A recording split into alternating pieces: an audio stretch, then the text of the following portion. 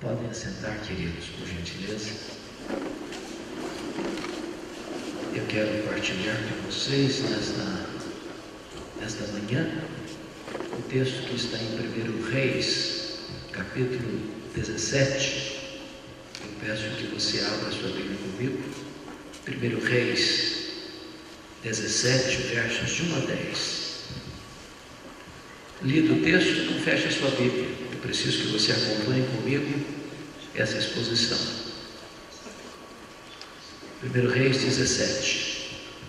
Está escrito: Então Elias, o tesbita, dos moradores de Gileade, disse a Acabe: Tão certo como vive o Senhor, Deus de Israel, perante cuja face estou, nem orvalho nem chuva haverá nesses anos, segundo a minha palavra. Veio-lhe a palavra do Senhor dizendo: Retira-te daqui, vai para a banda do Oriente e esconde-te junto à torrente de Querite, fronteira ao Jordão. Beberás da torrente, e ordenei aos corvos que ali mesmo te sustentem. Foi, pois, e fez segundo a palavra do Senhor. Retirou-se e habitou junto à torrente de Querite, fronteira ao Jordão. Os corvos lhe traziam pela manhã pão e carne, como também pão e carne ao anoitecer, e bebia da torrente. Mas passados dias, a torrente secou, porque não chovia sobre a terra. Então lhe veio a palavra do Senhor dizendo: Dispõe-te e vai a Sarepta, que pertence a Sidom, e demora-te ali, onde ordenei uma mulher viúva que te dê comida. Então ele se levantou e se foi a Sarepta. Amém. Meus irmãos, afirmar que hoje o Brasil, a igreja, está enfrentando uma crise aguda, agônica, endêmica e sistêmica, já não produz impacto em mais ninguém. A palavra de ordem da nossa nação é crise. E talvez nenhuma crise seja mais avassaladora do que a crise de integridade, de confiabilidade. Mas quando eu penso que há mais de 1700 anos havia uma crise pior do que a que enfrentamos hoje, me leva a uma reflexão. Eu queria situar Elias no tempo e no espaço, para tirarmos desse texto algumas lições para nós nesta manhã. Vocês se lembram que com a morte do rei Salomão, em 931 a.C., o reino de Israel, que já tinha 120 anos de monarquia, 40 sobre Saul, 40 sobre Davi, 40 sobre Salomão, o reino foi dividido. E das 12 tribos de Israel, 10 delas seguiram a liderança cismática de Jeroboão I, formando o que nós chamamos de Reino do Norte, Reino de Israel, cuja capital foi Samaria. Esse reino durou 209 anos, de 931 a 722, quando a Síria levou este reino para o cativeiro. Nesses 209 anos, nós tivemos 19 reis, com 8 dinastias diferentes governando, e nenhum desses reis andou com Deus. Todos foram maus, todos foram perversos, todos foram idólatras e apóstatas. O que é curioso é que o rei que governa agora é chamado de o pior rei de Israel, o rei Acabe. Se não bastasse, casou-se com a pior mulher do mundo, Jezabel. A mulher era assassina, era feiticeira e era mandona. O rei era como um boneco na sua mão. Pois foi nesse tempo é que Deus levantou não um partido político, não uma denominação religiosa. Deus levantou um homem. Deus levantou Elias para revolucionar a sua nação. Importa-nos saber quem é esse homem. Importa-nos aprender com esse homem. Então conclamo você a olhar o verso 1. Então Elias, o tesbita dos moradores de Gileade, disse a Acabe: tão certo como vive o Senhor Deus de Israel, perante cuja face estou, nem orvalho nem chuva haverá nesses anos, segundo a minha palavra. Quando você lê Elias, o tesbita, não está falando da família dele, não está falando do sobrenome dele, está falando da procedência geográfica dele.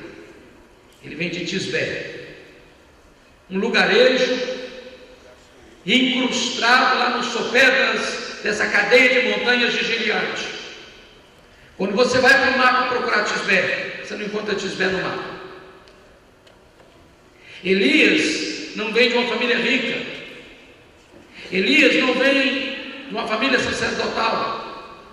Elias não vem de uma escola de profetas. Elias é um homem desconhecido, de uma família desconhecida, de um lugar desconhecido, mas um homem levantado por Deus. E eu aprendo aqui a primeira lição: Deus não precisa de estrelas para fazer a sua obra. Deus não precisa de figurões para fazer a sua obra. Deus pode levantar gente simples, como Elias, como você, como eu, para fazer a sua obra. Eu tenho rodado o Brasil, e para mim um dos grandes problemas da igreja evangélica brasileira é que nós temos estrelas demais, figurões demais, gente que se julga importante demais. E eu já tenho aprendido isso. As estrelas só brilham quando o sol não está brilhando. Porque quando o sol está brilhando, não tem espaço para estrelas brilharem. Quando Jesus, o sol da justiça, está brilhando, não tem espaço para homens brilharem. Na igreja de Cristo só um pode brilhar. Esse é Jesus de Nazaré.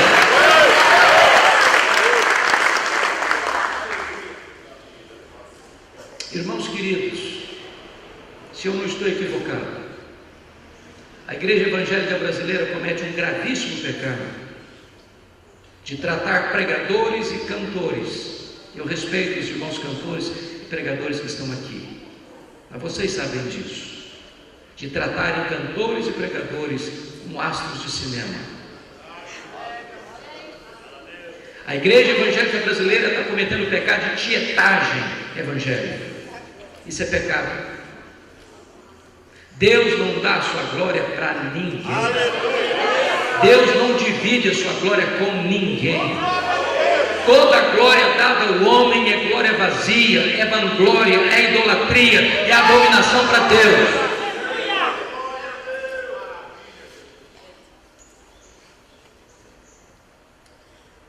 Quando eu olho para a igreja primitiva, essa tendência já existia. Lá na igreja de Corinto, a igreja era dividida em torno de personalidades. Eu sou de Apolo, eu sou de Cefas, eu sou de Cristo. E Paulo põe o machado da verdade na raiz dessa tendência, quando ele pergunta assim: mas quem é Apolo? Mas quem é Paulo? Mas quem é Cefas? Apenas servos por meio de quem você escreve. Eu plantei, Apolo regou, mas o crescimento vem de Deus. De tal maneira que nem o que planta, nem o que rega é coisa nenhuma. Apenas Deus que dá o crescimento. E ele joga a pá de cal nessa tendência no capítulo 4, versos 1 e 2, quando ele diz o seguinte: importa que os homens os considerem como ministros, como dispenseiros, e o que se requer dos dispenseiros é que eles sejam encontrados fiéis. A palavra ministro aí é uma palavra muito pomposa na língua portuguesa. Por que é ministro na língua portuguesa? Se você pensar no mundo político, você está falando do primeiro escalão do governo. Se você está pensando na igreja, você está pensando no pastor, que é um líder. Mas Paulo propositadamente escolhe essa palavra. Há 3 palavras para servo no grego. A palavra diáconos é aquele que serve. A palavra doulos é o escravo. Mas a palavra que Paulo usou aqui, a palavra é Rui Pereta. E Rui Pereta é um condenado à morte, que antes de morrer tem que prestar um serviço. Eram os remadores de galés. O que Paulo está fazendo aqui é esvaziando a bola da pretensão humana. Eu jogando uma pá de cal no orgulho humano, para mostrar que na igreja de Deus, quanto maior é a posição que você ocupa, mais humilde você deve ser. Notem comigo a transição, ainda no versículo 1. Elias chega para Acabe e diz assim: tão certo como vive o Senhor Deus de Israel, perante cuja face estou, nem orvalho nem chuva verá nesses anos, segundo a minha palavra. Você pergunta assim: mas por que Elias tem tanta certeza? Porque ele está trazendo uma palavra de juízo. Por que ele está dizendo isso para Acabe? Porque Israel havia se capitulado a Baal. Baal era o padroeiro da prosperidade. Quando se colhiam umas safras, quando se uma vaca, uma ovelha, ela cria no pasto, atribuía isso a Baal. Deus fechando as torneiras das alturas, não caindo nem chuva nem orvalho, Deus está quebrando a espinha dorsal de Baal. Deus está acabando com a credibilidade de Baal. Mas por que ele diz isso, Acabe? Segundo a minha palavra, não vai chover nem cair orvalho. O texto não responde essa pergunta, mas a resposta está em Tiago 5,17. Elias orou para não chover e não choveu. A lição aprendida é esta: você só pode se levantar diante dos homens se primeiro você se prostra diante de Deus. Elias só se levantou diante do rei porque primeiro ele se prostrou diante do rei dos reis. Prevalece em público na pregação, quem primeiro prevalece em secreto na oração. E aqui está um ponto crítico na igreja evangélica brasileira. Nós separamos a academia de piedade. Nós separamos pregação de oração. Você tem verdadeiros gigantes no púlpito, mas nanicos na vida de oração. Gente que tem muita luz na cabeça, mas não tem fogo no coração. E se nós queremos ver a obra de Deus avançar, nós precisamos primeiro nos prostrarmos diante de Deus, para depois nos levantarmos diante dos homens. Notem comigo que no verso 2 e 3 há uma transição radical, quase que um anticlímax, porque está escrito: veio ali a palavra do Senhor dizendo: retira-te daqui, vai para a banda do Oriente, esconde-te junto à torrente de Querite, fronteira ao Jordão. Meus irmãos, nenhum pregador gosta de se retirar para a solidão. Pregador gosta de caminhar na direção da multidão.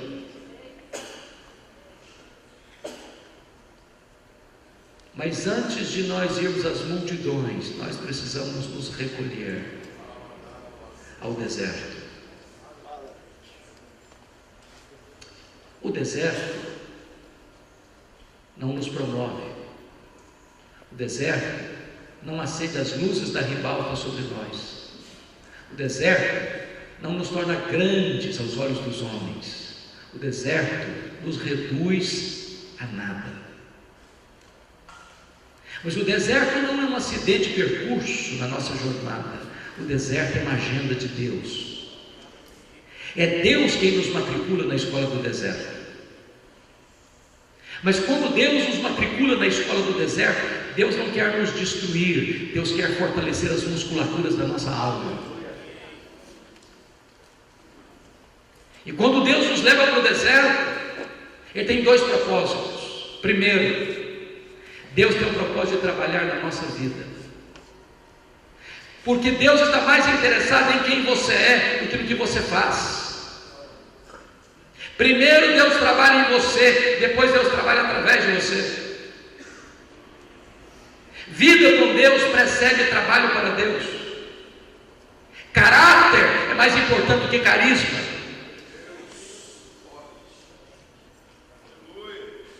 A coisa mais importante no nosso ministério é a nossa vida. Nós estamos vivendo uma realidade no nosso país onde se promove mais o carisma do que o caráter, mais a performance do que a integridade. E Deus nos leva para o deserto porque Ele quer tratar primeiro conosco, para depois trabalhar através de nós. Mas em segundo lugar, Deus nos leva para o deserto para nos ensinar que nós dependemos mais do provedor do que da provisão. Notem vocês que Deus sustenta Elias de uma forma milagrosa, mandando-lhe garçons voadores e fazendo com que ele se abastecesse da fonte que estava prestes a secar. Irmãos queridos, Elias está lá, escondido, sustentado por Deus, sendo trabalhado por Deus, sendo moldado por Deus. Mas diz no versículo 7 que um dia a fonte secou. E quando a fonte seca, quando a sua fonte seca, Deus sabe onde você está, Deus sabe para onde você deve ir, Deus sabe o que você deve fazer, porque a sua, a minha, a nossa fonte seca, mas os mananciais de Deus continuam jorrando. A sua despensa pode ficar vazia, mas os celeiros de Deus continuam cheios. Quando Deus nos leva a essa situação da nossa fonte secar, é porque Ele quer trabalhar em nós, nos ensinando que nós dependemos é do provedor mais do que da provisão. Se me permitem, eu gostaria de contar uma experiência pessoal. Eu fui para os Estados Unidos com a minha família no ano 2000 para fazer um doutorado na área de pregação. Naquela época, a igreja que eu pastoreava, e ainda pastoreio há 32 anos, votou uma verba para o nosso sustento. Na época, $2.600 por mês. Obviamente, eu tinha algo deduzido desse valor, porque todo pastor é dizimista, pelo menos devia ser. Então, se eu recebia 2.600, já tirava 260, deixava na tesouraria. Tem uma moça que trabalha conosco já há 28 anos. Achei que não seria honesto da minha parte desampará-la, estou pagando o salário dela. O apartamento que eu morava, uma missionária foi para lá, com compromisso de pagar o condomínio, mas ela teve que se mudar da cidade e eu tive que pagar o condomínio. Certo é que de 2.600 eu recebia 1.200 no máximo. Quando eu chego em Jackson, Mississippi, tomei alguns sustos. Primeiro, não tinha transporte público, tive que comprar um carro velho. Não tinha escola para os meus filhos, tive que pagar uma escola para eles. Pagar a escola de inglês, pagar o seminário, pagar aluguel, pagar livros, etc. e tal. Quando eu botei na ponta do lápis, nunca ficou inferior a 3.000 por mês. Eu tinha uma receita de 1.200. Eu tinha levado todas as nossas reservas pessoais. Com 5 meses a reserva acabou. O carro que era velho quebrou. Liguei para a oficina para consertar, $1.350. Não tinha dinheiro para pagar a oficina. Não tinha mais dinheiro para pagar o seminário, para pagar a escola. Faltou dinheiro para comprar comida para casa. Eu não queria ser mais pesado na igreja. Eu reuni minha família e disse: olha, nós temos duas opções. Ou voltamos frustrados, ou pedimos a Deus um milagre. E nós nos ajoelhamos e dissemos para Deus: Deus, o Senhor é o dono do ouro e da prata, o Senhor é o Deus da provisão. Então, se o Senhor nos quer aqui, abra uma porta para nós. Quando eu terminei de orar, o telefone tocou. Corri para o telefone, era um convite para pregar numa conferência na Pensilvânia, a 2.000 quilômetros de onde eu morava. Eu fui para lá sem dinheiro no lanche no bolso. No final da conferência, o pastor que dirigiu o programa disse algo que é o óbvio ululante. Eu disse assim: meus irmãos, o pastor Hernandes é estudante aqui na América, e todo estudante é duro. Você nem ser profeta para falar um negócio desse. Se alguém quiser ajudá-lo, fique à vontade. Eu saí daquela conferência com $5.500 de oferta. Um pastor me procurou depois do culto e disse: eu vou lhe mandar $300 por mês, até você terminar o seu curso. Eu voltei para casa chorando, paguei as contas, tirei o carro da oficina, sobrou dinheiro. Na semana seguinte, um outro telefonema, um convite para pregar num congresso em New Hampshire, a 2.500 quilômetros onde eu morava. Eu estava pregando meu último sermão, quando veio um presbítero por trás de mim, botou um bilhete na minha Bíblia assim: eu não sei o que está acontecendo com você, mas Deus tocou meu coração, eu vou lhe mandar $600 por mês, até você terminar o seu curso. Me deu $2.500 de oferta. Para encurtar a conversa, eu fiz 21 viagens a convite para pregar em 10 estados diferentes. Em cada lugar que eu ia, Deus fazia um milagre diferente. Um dia uma mulher fez uma viagem de 60 milhas de noite, embaixo de neve, porque Deus tocara o coração dela para ir onde eu estava para me dar uma oferta. Nunca nos faltou nada. No dia que eu vim embora, eu fui ao banco para fechar a conta. Para nossa surpresa, exatamente o valor das nossas economias pessoais que nós havíamos levado estava lá no banco. Deus nos ensinou uma lição: quando a sua fonte seca, o meu manancial continua jorrando. Quando a sua despensa fica vazia, o meu celeiro continua cheio. Você precisa entender que eu levo você para o deserto, não é para destruir você, é para você entender que você depende do provedor mais do que da provisão. Mas notem comigo o versículo 8, porque é uma outra transição radical. Então livrei a palavra do Senhor, dizendo: dispõe-te, vai a Sarepta, que pertence a Sidom, e demora-te ali, onde ordenei uma mulher viúva que te dê comida. Então ele se levantou e se foi a Sarepta. Meus irmãos, não faz sentido o que Deus está dizendo para Elias aqui. O que Deus está dizendo para ele é mais ou menos o seguinte: Elias, você terminou o estágio do deserto, agora fique firme, meu filho, aperta os cintos, porque eu vou matricular você no estágio mais avançado. Agora eu vou jogar você na fornalha. Sarepta significa fornalha. Ele estava escondido ali. Diz o capítulo 18, versículo 10 desse livro de Reis, que nesse tempo que ele estava escondido, Acabe o procurava, vivo ou morto, em Israel e fora de Israel. Sair desse esconderijo era correr o risco de ser morto pela polícia de Acabe. Mas o Deus que envia é o Deus que protege. Agora, olha como é que Deus tem senso de humor.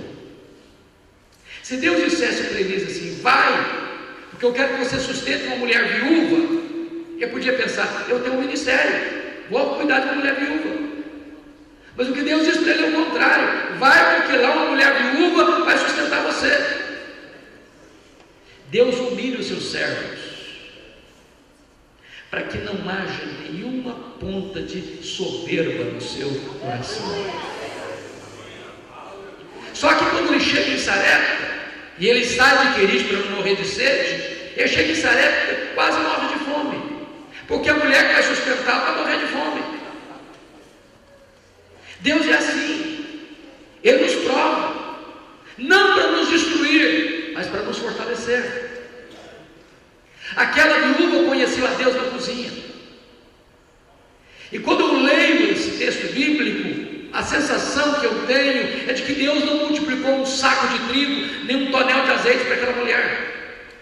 Toda vez que aquela mulher ia para a cozinha para fazer a refeição do dia, era o mesmo nível de farinha, o mesmo nível de azeite. Na semana seguinte, o mesmo nível de farinha, o mesmo nível de azeite. No mês seguinte, o mesmo nível de trigo, o mesmo nível de azeite. Esse é o seu Deus. Ele ainda hoje multiplica a farinha na nossa panela e o azeite na nossa botija. Ele é o Deus da provisão. Por outro lado, na mesma casa que acontece um milagre, acontece uma tragédia.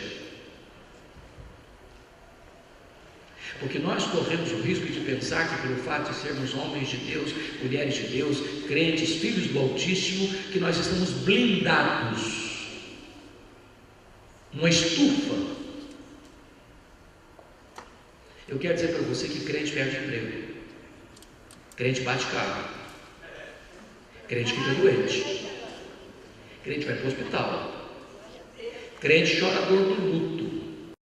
Deus nunca prometeu nem para você nem para mim ausência de aflição aqui. Ele prometeu estar conosco todos os dias até a consumação do século.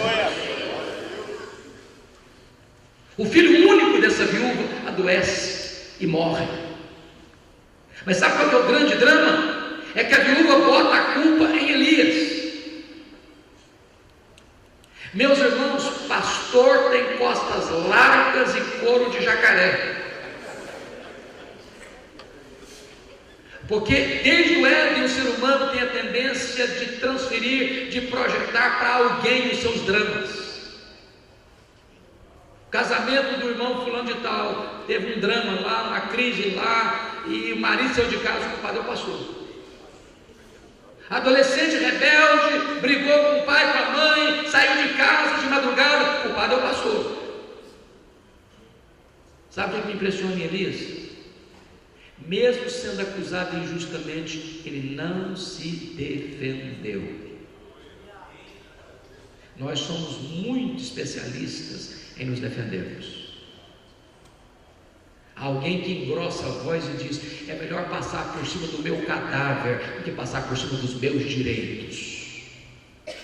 Por que Elias não se defendeu? Ele entendeu o princípio de Jesus: não se esmaga a cana quebrada, nem se apaga a torcida que fumega.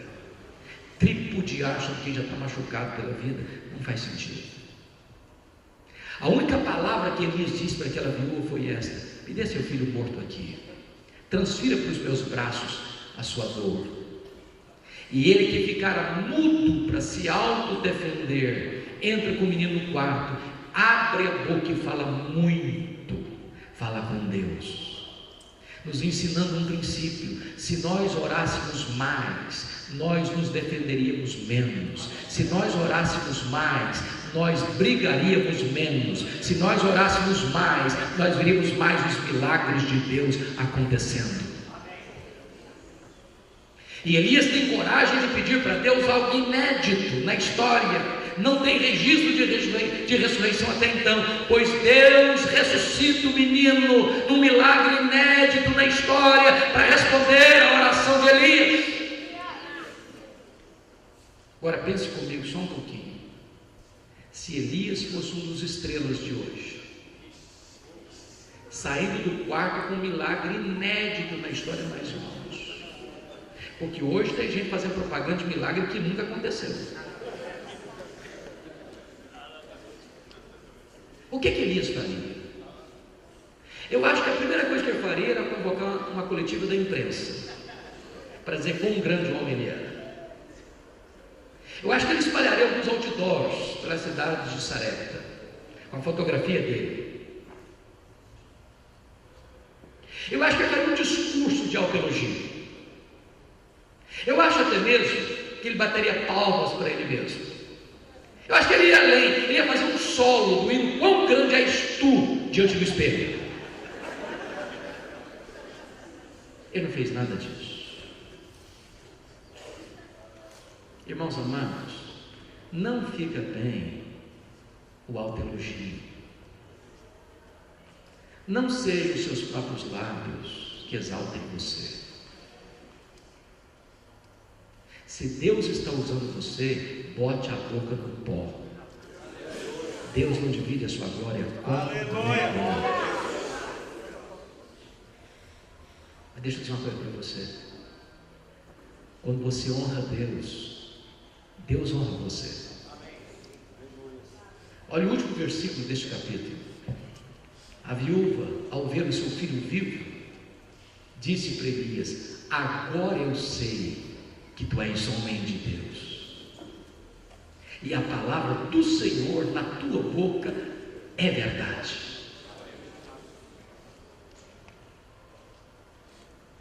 A maior necessidade nossa, irmãos, não é de homens ricos, homens famosos, homens influentes.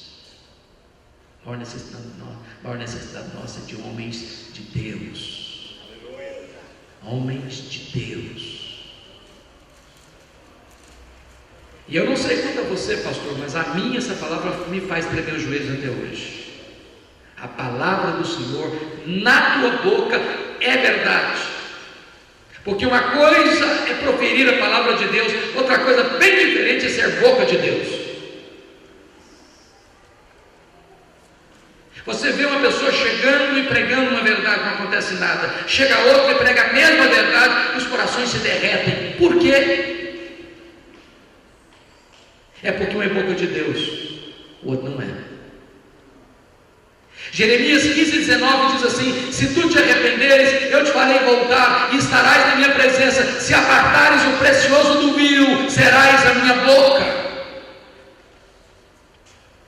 Talvez alguns de cabelos mais brancos se lembram de um homem do Rio de Janeiro chamado Antônio Elias, um dos homens mais piedosos que eu conheci na vida. Nunca vi aquele homem pregar sem lágrimas nos olhos e nunca vi aquele homem pregar sem o auditório chorando. Um dia ele estava em congresso, líderes como hoje estamos aqui. Quando ele terminou de pregar, alguém faz uma pergunta para ele, uma pergunta teológica, esperando uma resposta profunda. Pastor Antônio Elias, explica para nós o que é esse negócio de unção. O que é isso? E ele respondeu: é muito simples. Unção significa que uns são, outros não são. É só isso. Agora eu sei que a palavra do Senhor na tua boca é verdade. E eu quero concluir dizendo o seguinte para os irmãos: nós vivemos no melhor dos tempos e no pior dos tempos. No melhor dos tempos, irmãos, porque hoje você tem no nosso vernáculo, na língua portuguesa, os melhores e maiores sermões da história da igreja à sua disposição. Sermões de João Crisóstomo, boca de ouro. Sermões de Aurélio Agostinho. Sermões de Martim Lutero. Sermões de John Owen. Sermões de Jonathan Edwards. Sermões de Charles Haddon Spurgeon. Sermões de Moody. Sermões de homens que pregaram o poder do Espírito e multidões se renderam aos pés do Salvador. Se você pegar esses mesmos sermões hoje para pregá-los na íntegra, os resultados não serão mais os mesmos. Por quê? E a resposta para mim vem de um metodista piedoso do século XIX, I.M. Bounds, quando ele diz o seguinte: é que nós estamos à procura de melhores métodos e Deus está à procura de melhores homens. Deus não unge métodos, Deus unge homens. Ele diz: homens mortos tiram de si sermões mortos, e sermões mortos matam. Lutero dizia que sermão sem unção endurece o coração. Eu termino com o final da história de Elias. A Bíblia diz que ele está indo lá para as bandas do Jordão, Eliseu no encalço dele, querendo porção dobrada do espírito dele, quando de repente ele é arrebatado aos céus, carros e cavalos de fogo. Ele sobe no redemoinho e a capa do Elias fica nas mãos do Eliseu. Já haviam passado pelo rio Jordão, Deus milagrosamente abriu o rio e eles passaram até enxuto. Agora Eliseu está com a capa de Elias na mão, retornando ao Jordão, com uma pergunta no coração: será que o rio se abriria de novo? E ele pergunta: onde está o Senhor Deus de Elias? Que pergunta emblemática. Essa pergunta significa assim: será que Deus só fez milagres ontem, ou será que Deus faz milagres ainda hoje? Será que Deus só fez prodígios no passado, ou será que Deus ainda faz prodígios no presente? Porque esse é o seu problema, é o meu problema.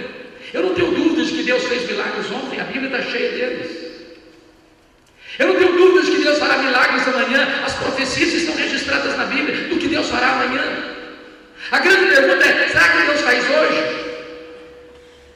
Esse era o problema da Marta. Quando Jesus chegou em Betânia, Marta disse para Jesus: se tu estiveras aqui, meu irmão não teria morrido. Conjugou o verbo no passado.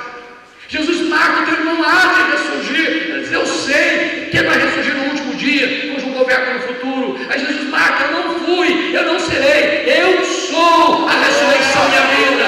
Eu opero hoje, eu me manifesto hoje. Onde está o Senhor Deus de Elias? Ele feriu as águas, a capa de Elias, e o rio se abriu de novo. Porque o Deus de Elias é o Deus de Eliseu. O Deus de Elias é o seu Deus, é o meu Deus, é o nosso Deus, é o Deus dos nossos pais, é o Deus da nossa vida, é o Deus dos nossos filhos, é o Deus de geração em geração, de eternidade a eternidade, o mesmo Deus. Mas a pergunta agora é outra.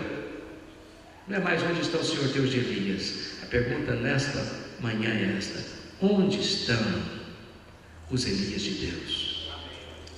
Onde estão os Elias de Deus? Que nesse tempo de crise, Deus levante novos Elias. Que Ele nos abençoe. Amém.